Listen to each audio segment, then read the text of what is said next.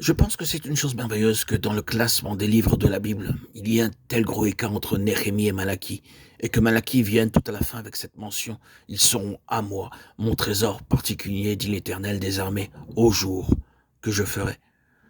C'est coûteux à bien des égards de vivre au cœur du témoignage. Je le répète, vous pouvez être privé de bien des choses, de bonnes choses, vous pouvez perdre beaucoup d'amis, vous pouvez perdre une vie d'opportunités plus larges. Oh, combien se sont arrêtés disant: que de portes me seront fermées si je prends cette voie? Combien je serai dépossédé d'une grande influence?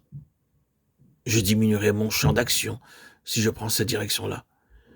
Et pour ces raisons, beaucoup ont opposé un refus, pensant que c'était un argument légitime de se cramponner à un champ d'action et à une influence plus large, plutôt qu'à toute la pensée du Seigneur. Voilà une façon bien erronée d'estimer des valeurs, parce qu'elles ne sont pas de grande dimension, elles sont intrinsèques et essentielles. Et ainsi, la valeur que le Seigneur possède ici, comme vous le constatez très clairement, se trouve juste dans un très petit nombre. Comparativement, c'est un jour de petites choses, c'est une compagnie comparativement petite au sujet de laquelle le Seigneur dit: mon trésor particulier. La valeur est intrinsèque. C'est là que le Seigneur trouve ce que son cœur désire, et ce qui, je crois, nous conduit à la chose bien plus grande. Ce n'est pas que la pensée du Seigneur s'achève là, en petitesse, parce que l'Ancien Testament se termine avec ce temps de petites choses. Cette petite compagnie craignant le Seigneur. Mais c'est là le lien entre la fin de l'ancienne dispensation et le début de la nouvelle. La venue du Seigneur Jésus et tout ce qui a suivi. Car durant les 400 années séparant les testaments, il y a eu toujours cette petite compagnie restant attachée à la pleine pensée du Seigneur.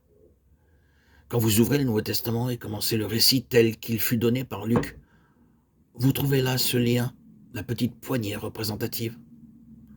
Voici Anne, voici Simon, voici dans Jérusalem une compagnie qui attend la promesse, le Messie, comptant sur ce jour-là. Ils sont liés à ceux qui craignaient l'Éternel. Ah, mais c'est quelque chose qui, bien qu'extrêmement petit, est devenu si intrinsèquement grand, préparant une voie pour que le Seigneur vienne. Non, cela ne se termine pas là, mais le défi se trouve là. Combien nous sommes dans l'erreur quand nous mesurons les choses par leur grande dimension, par leur nombre. C'est là la façon dont le monde mesure, et c'est là où le monde est entré dans l'Église. Mesurer des choses par des nombres, une taille, une étendue, ce que l'on peut voir, par la façon dont on peut évaluer en partant de points de vue naturels. Oh, cela doit être quelque chose pour Dieu. Regardez comme c'est une chose importante. Pas nécessairement. Il s'est trouvé souvent que la chose de Dieu la plus grande a été très petite aux yeux humains.